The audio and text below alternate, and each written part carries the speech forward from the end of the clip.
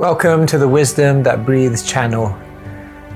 Across all our platforms, we try to share wisdom which is relevant and accessible to everyone. But on this particular platform, we go deeper into some of the ancient principles found within the scriptures. If you find some of the terminology difficult or inaccessible, then go over to our Keshava Swami YouTube channel where you'll be able to find other content which is perhaps more relatable. Thank you and enjoy the wisdom that breathes.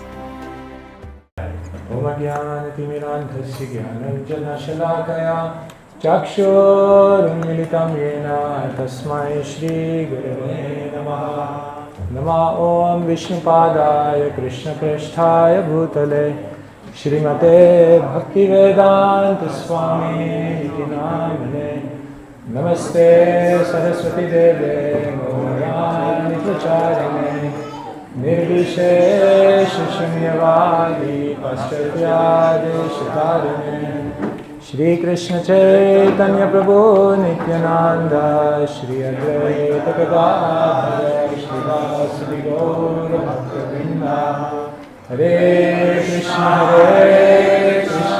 Krishna Krishna, Hare Hare Rama, Rama Rama, Hare Hare.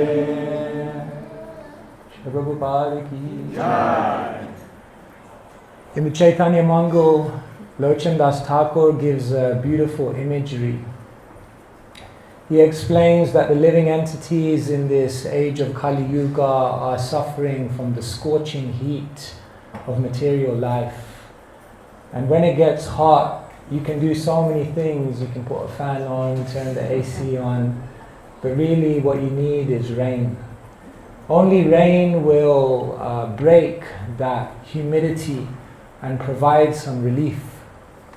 And so he says Sri Chaitanya Mahaprabhu appears as a huge cloud bank on the horizon of Gauda, and he comes in preparation to release the rains which will provide relief to all the living entities in Kali Yuga. So he says Lord Chaitanya appears as the bank of rain clouds. But he says before the rain can come forth, there must be the sound of thunder. And so he says Advaita Acharya represents the thunder because it was his calls, Hunkara, Krishnadas Kaviraj Goswami says, it was his calls that invited Sri Chaitanya Mahaprabhu to come. Of course, we hear that one day he read in the Gautamiya Tantra, Tulasi dalamatrena jalasya chulukainava vikrinite samatmanam bhaktebhyo bhaktajana priya. He read in one book that if you simply offer tulsi leaves and Ganga Jal to the Shaligram Shila, then the Lord, if done with devotion, will become conquered. He'll acquiesce to whatever desire you may have, and so that's what he did. And so Advaita Acharya represents the thunder, Lochan Das Thakur says. And then Lochan Das Thakur says the cloud begins raining. But when Sri Chaitanya Mahaprabhu wanted to express his mercy and give the greatest gift to the living entities, he didn't do it from his own mouth. Chaitanya Mangal tells us the rain is represented by the flow of nectar which comes from the mouth of Ramananda Rai. Because when Sri Chaitanya Mahaprabhu wanted to reveal the beautiful Siddhanta, the beautiful teachings that would give relief to the hearts of the living entities, he didn't actually speak it himself. He extracted it from his own devotee. He looked at Ramananda Rai and he said, Ami eka batul, tumi dvitiya batul, ataeva amai tomai hoya samatul. I am one madman, you are a second madman. Ataeva amai tomai hoya samatul. Between me and you there is no difference. I'm mad, you're mad, and when two mad people to come together, mad things happen. And therefore a flow of nectar came from Ramananda Rai's mouth at the Godavari, which is considered the confluence of all the rivers. There also, it wasn't just the confluence of all rivers, it was the confluence of all Siddhanta and teachings came together, and from Ramananda Rai's mouth. came this nectar. So Lochan Das Thakur says the rain is coming from the mouth of Ramananda Rai. And then Lochan Das Thakur says, yes, the clouds have come, there is thunder, it's raining, but then there's lightning. And the lightning is represented by Rupa and Sanatan, because they are the luminaries, they are outstanding, they are Vaishnavas who everyone, they don't need a title, they don't need a position, they don't need a stamp. Everyone just knows those Vaishnavas unparalleled. They are the acharyas, they are the leaders, they are what we call in Sanskrit self-effulgent. And therefore he says the lightning is represented by Rupa and Sanatan, who are the great luminaries. And then Lochan Das Thakur says all the living entities are benefiting, but there's one devotee who's concerned about the future generations. And that devotee takes a pot, and what he does is he catches all the rainwater and he stores it, so that in the future many generations will be able to taste it. And who's that Vaishnav? Krishnadas Kaviraj Goswami. Because he catches that rain coming from the mouth of Ramananda Rai and he bottles it in the beautiful book known as Chaitanya Charitamrita. That Chaitanya Charitamrita is available ad break. We have the Chaitanya Charitamrita available. This is very, very rare opportunity to access this literature. Srila Prabhupada said, or Bhaktisiddhanta Saraswati Thakur said, a day will come in the future where people will learn the Bengali language just so that they can read Chaitanya Charitamrita. Prabhupada said, it's the real Bengali sweet. So if you're interested, later on we have Chaitanya Charitamrita available. Srila Prabhupada, by his empowerment, he and his disciples presented this to the whole world. So like this, it's very, very beautiful imagery. But where does Nityananda Prabhu fall into all of this? Mahaprabhu is the clouds, Advaita Acharya is the thunder, the flow from Ramananda Rai's mouth is the rain, Rupa and Sanatan are the lightning, Kaviraj Goswami is capturing the rain. So what's Nityananda doing? Lochan Das Thakur says Nityananda is like the wind. And what he does is when that rain is falling down, then he comes like a gush of wind, so that that rain will be inundated in all places, even where the clouds don't take it. So the rain is pushed by the wind in all directions. And that is basically what Nityananda does. Nityananda Prabhu represents this deep generosity, this deep mercifulness. Kripa balo kana koro, ami bolo dukhi. He is the one to ask for mercy because he is in an intoxicated state. If you ever want to go on Sankirtan and do big, go to a place where people are intoxicated. Because in that state, they will give to anyone. They will do anything. Just some nice words, even if you're not so sincere, you can get a good result.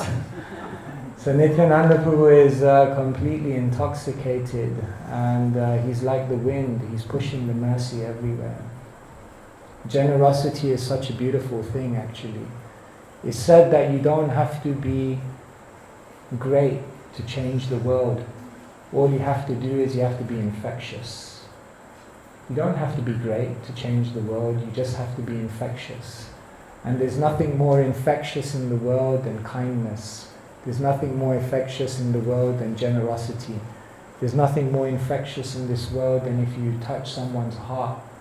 And so those Vaishnavas who are representatives of Nityananda Prabhu, they embody that generosity, they embody that kindness, and they make a revolution in the world because they touch people's hearts.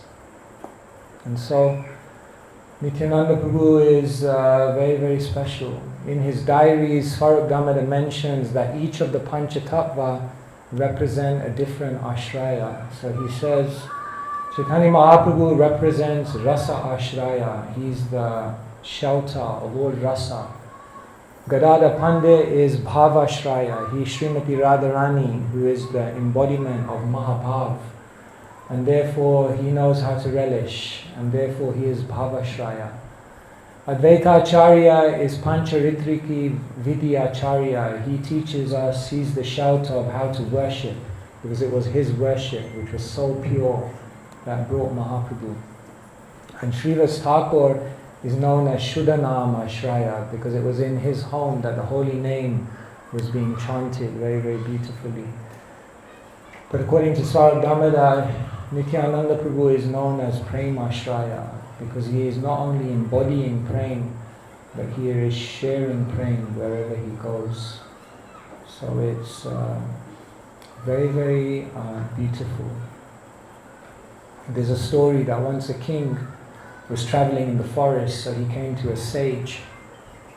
And so he came into sage's hermitage, and the sage was sitting there meditating.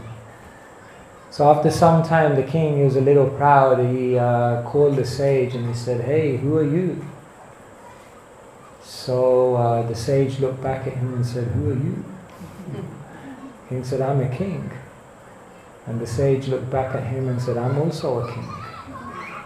"You're a king? Really?" So the king looked at him and he said, "If you're a king, where are your armies?" So the sage looked back at the king and said, "Titikshava karunika surida sarvadehinam ajata shatrava shanta shadava sadhubhushana." Where's my armies? I don't need any armies, because I don't have any enemies. Okay. The king looked at the sage and said, "If you're a king, then where is your treasury?" The sage looked back at the king and said, "Santushta satatam yogi yatatma drita nishchaya." I'm santushta. He looked at the king and said, "The richest person is not the one who has the most. The richest person is the one who needs the least. That's my treasury." And then the king looked at the sage. He's like, "I can't win with this guy, you know." He looked at the sage and he said, "If you're a king, where's your kingdom?" The sage looked back at him. "Ihayasya harer dasya karmana manasagira nikhala shvipyavastasu jivan mukta uchite." He said, everything I have, my mind, my body, my words, everything I have, my senses, everything is absorbed in devotion.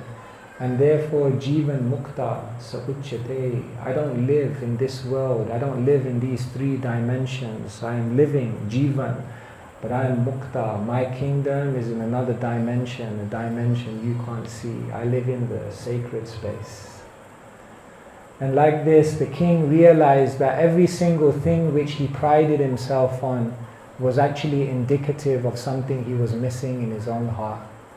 He prided himself in his armies, but he realized, I haven't become the friend of everyone. I'm poor. He prided himself in his wealth. He realized, I'm poor because I feel this makes me valuable. And he realized, I think I have all these lands, but I don't have the sacred space in which to live, therefore I'm poor. It's a very beautiful story. And Nityananda Prabhu perhaps represents so much of this. No enemies. No enemies. Such a wonderful example that Nityananda Prabhu provides to us, that no matter how irrational someone can be, if we can come to the point where no one becomes an enemy to us, we hold no grudge, no animosity, no negativity towards anyone. This is the teaching of Nityananda Prabhu. Akrodha Paramananda. No anger. No anger. Today I was explaining that when you have bhav, the very first characteristic, interestingly, that Rupa Goswami mentions is that you have an incredible level of forgiveness. Forgiveness is the hardest thing in the world today. No? people meet someone else and say, I remember what you said 28 years ago on that Thursday morning at 11:25 when it was raining outside. It's amazing what we remember. It's amazing what we hold in our heart. It's amazing how we hold on to these grudges. The goal of life is not to remember all the terrible things that someone did to you. The goal of life is to remember all the beautiful things that Krishna is arranging for you every single day. But how we will remember that if our heart and mind is hijacked by negativity, bitterness, and some animosity towards someone. It said that even Dhritarashtra at the end of life, he left the kingdom and he went to the north. And there it said that he attained perfection. But the Acharyas explain he didn't attain pure love because there was one issue with Dhritarashtra. Everything he had purified, but there was one issue, which was that he was holding on to some negativity against Bhima. And just for that space, little bit of space in his heart in which he was in, holding some negativity towards Bhima, that prevented him from gaining pure love, pure prema. So here, no enemies. Ajata Shatru, Yudhishthira was known as that person whose enemy was never born. So Nityananda Prabhu, we can meditate on this day, how we will become like that. A friend to everyone, a friend to all. Just like there's that book now of Srila Prabhupada. Srila Prabhupada, a friend to all. One time Srila Prabhupada came from a plane and everyone beautifully received him, and then one devotee said, Prabhupada, everyone loves you.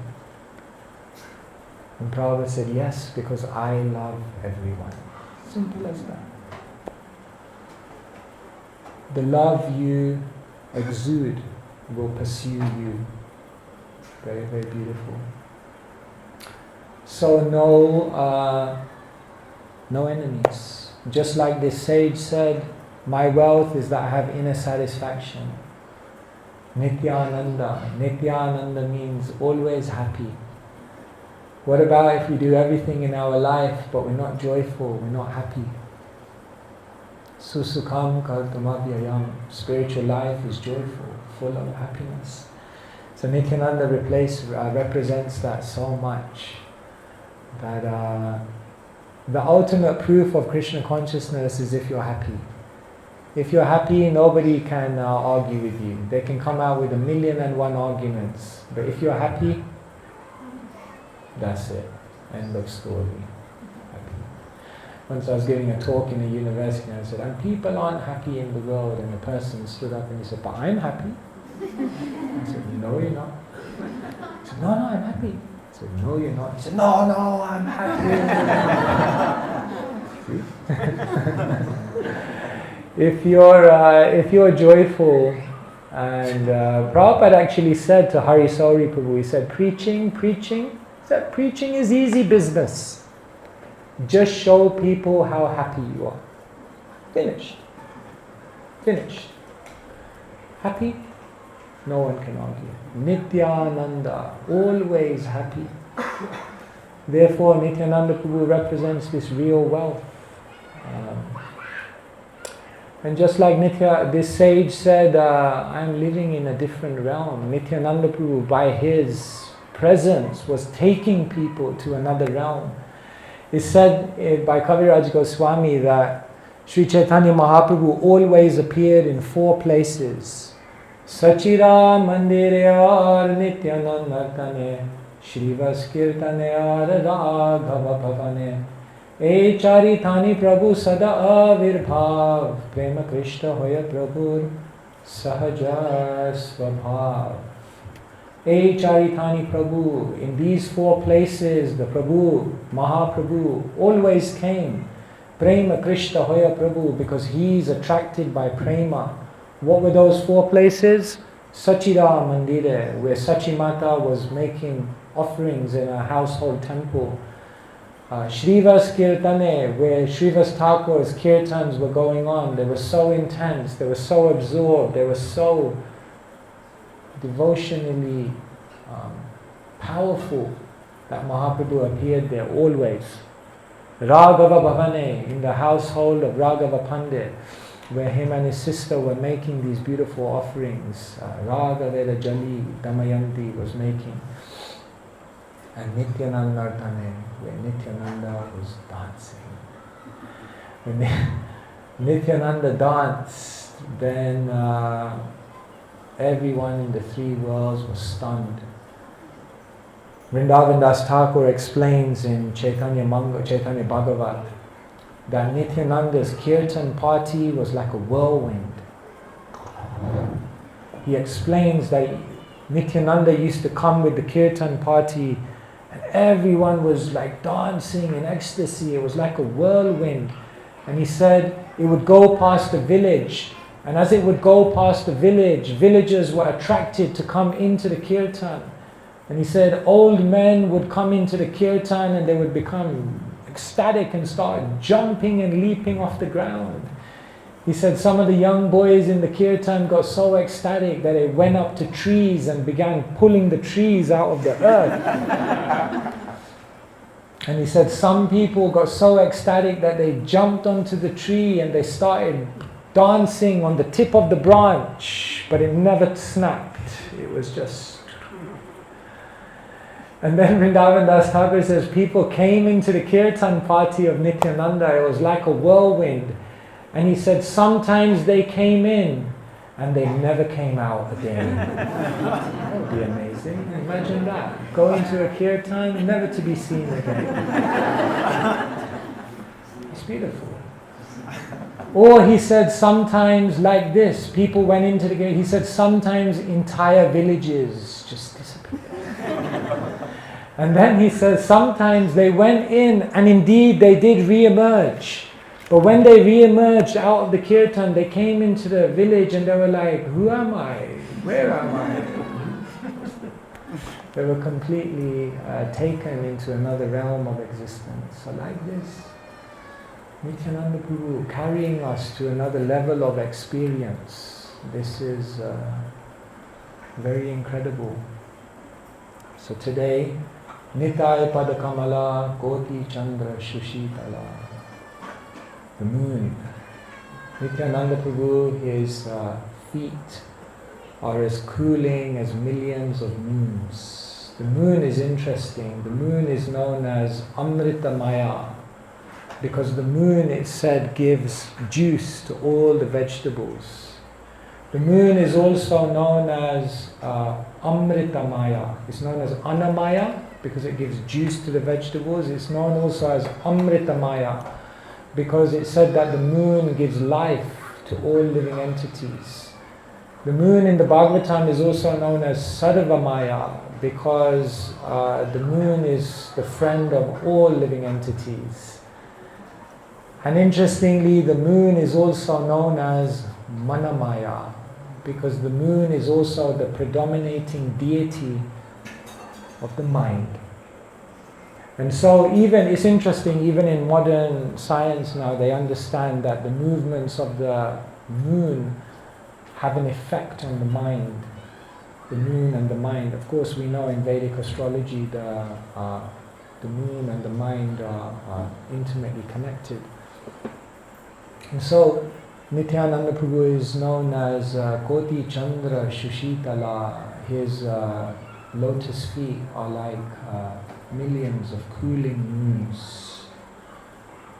The sun is said to be scorching, but then what happens is that when the sun is scorching, then Mahaprabhu comes as a downpour of rain. And then after that relief is given, then Nityananda Prabhu comes as the moon and gives great peace and contentment to all living entities. So in a world where everyone is struggling with the mind, everyone is having difficulties on a day-to-day basis. Janchalam himana Krishna pramati balavadridam tashyaham nigraham manye vayuriva sadushkaram. The mind, more difficult to control than even the wind.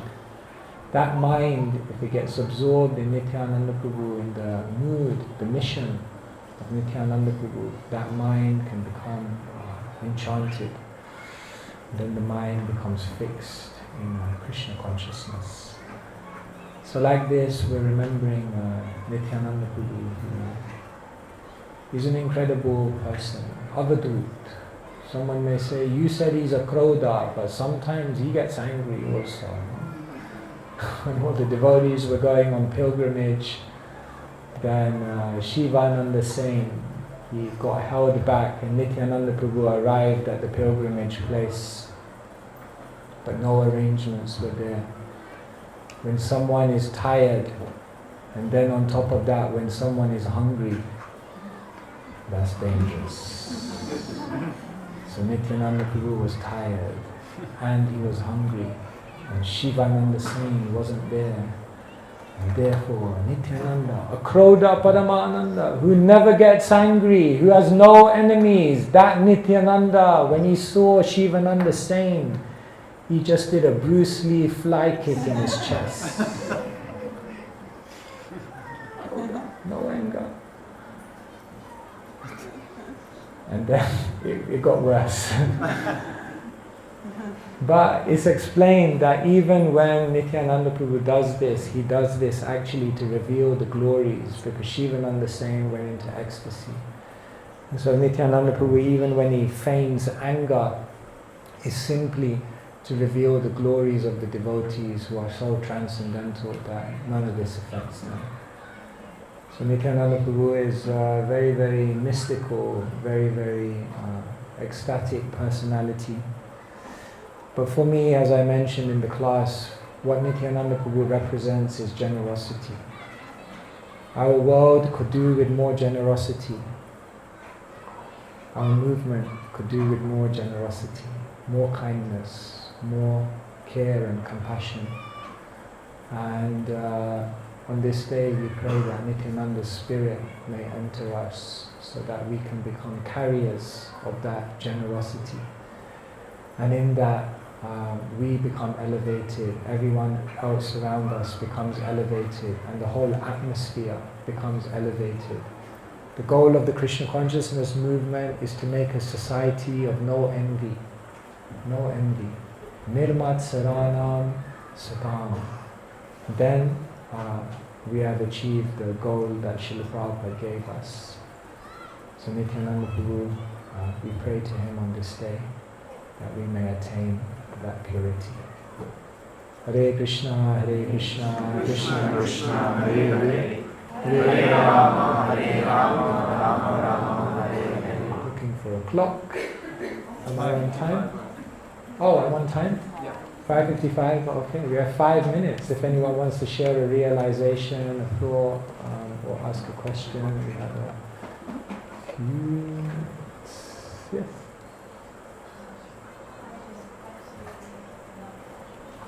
Pardon me? I didn't hear, sir.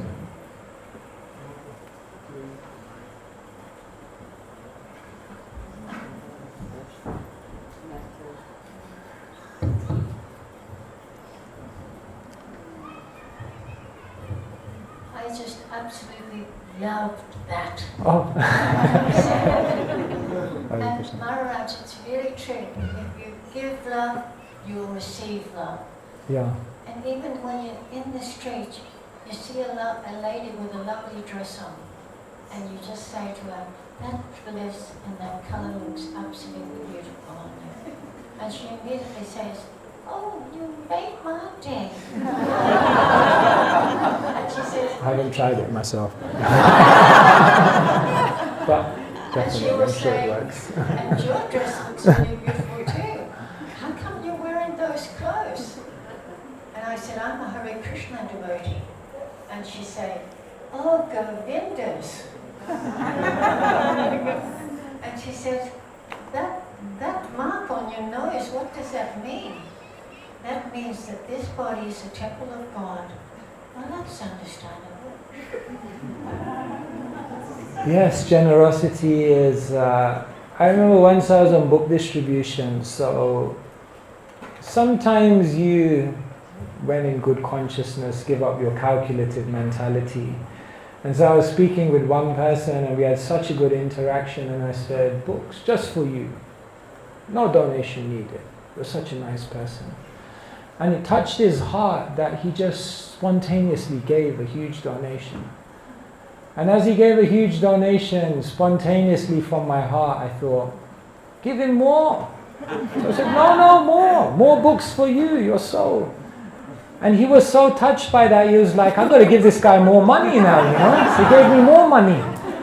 You know, it's like, this guy's giving me more money, I should give him more. So he went like this 4 or 5 times. And he ended up with all of this, and I ended up with full pockets. It's pretty good.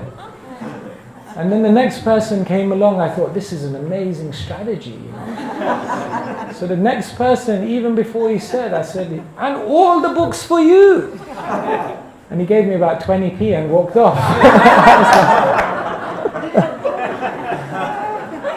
And I realized, it's not a strategy. It's not a strategy. If you do it as a strategy, but if you touch people's hearts, it's infectious, no? Generosity is infectious.